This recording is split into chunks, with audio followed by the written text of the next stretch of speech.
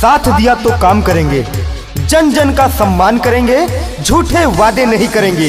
ये कहना है ग्राम सभा परसापुर शोभापुर से आपका अपना प्रत्याशी, जो कि गरीबों के साथ हर समय हर घड़ी विकास की बात करते हैं, हमारे गुड्डू साहू जी। तो हाँ, गुड्डू साहू जी सनाप श्री चंद साहू जी को आप अपना बहुमूल मत देकर, भारी से भारी मत देकर विजयी बनाएं। गौवा के शान बाटे भैया जी, जानत है दादी और दादा, सब ही के कमवाए आवत है, मजबूत है इनका इरादा, मजबूत है इनका इरादा। गौवा के शान बाटे भैया जी, जानत है दादी और दादा, सब ही के कमवाए आवत है, मजबूत है इनका इरादा। सबके साथ रहे बूढ़े बच्चा कहे, सबके साथ रहे बूढ़े बच्चा कहे, गुड्डू साहू को अब की जिताना है, परसापुर का विकास कराना है, गुड्डू साहू को विजयी बनाना है, परसापुर का विकास कराना है, गुड्डू साहू को विजयी बनाना है। गरीबों के साथ कंधे से कंधा मिलाकर चलने वाला प्रत्याशी, सबके सुख और दुख में काम आने वाला प्रत्याशी, सबका सम्मान सबका फोन उठाने वाला प्रत्याशी, आपका भाई गुड्डू साहू सनाप श्री चंद साहू। तो याद रखें प्रिय मित्रों, इस बार आने वाले 2020 के चुनाव में आप अपने ईमानदार प्रत्याशी गुड्डू साहू को चुने और अपना बहुमूल मत देकर विजयी बनाएं। आधी रात को पड़े जो विपदा, दौड़ के भैया आते हैं, गुड्डू साहू भैया 24 घंटा फोन उठाते हैं, 24 घंटा फोन उठाते हैं।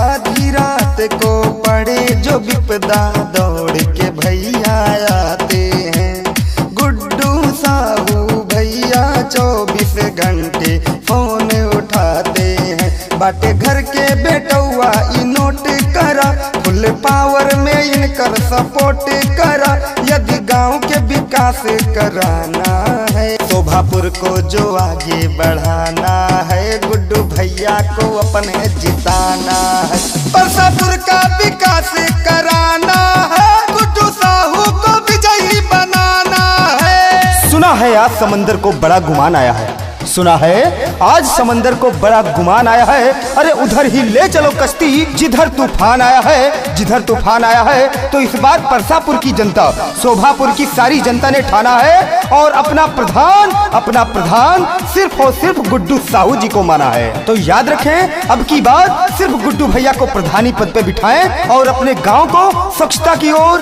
विकास की ओर ले जाएं। ऊंच नीच के भेद करे ना, केहू के अपमान करें, बूढ़ बुजुर्गन के गुड्डू भैया सबका सम्मान करें, भैया सबका सम्मान करें। ऊंच नीच के भेद करें ना, केहू के अपमान करें, बूढ़ बुजुर्गन के भैया जी मिल के सम्मान करें। दीन दुखियन के भैया जी साथ रहे, सबके सेवा में दिन रात रहे, साथ बैठ के खाते ये खाना है, परसापुर का विकास कराना है, गुड्डू साहू को विजयी बनाना है, परसापुर का विकास कराना है, गुड्डू साहू को विजयी बनाना है। हर घड़ी हर वक्त हर समय सिर्फ और सिर्फ विकास की बात करते हैं हमारे गुड्डू साहू जी।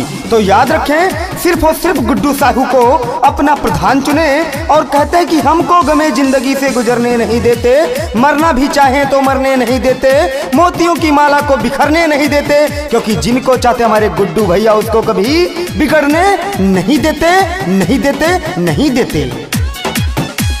ना लिखण जा RCC हो द्वारे तक पहुँचाए दे हैं, वृद्धा पेंशन विधवा पेंशन हर सुविधा करवाए दे हैं, हर सुविधा करवाए दे हैं।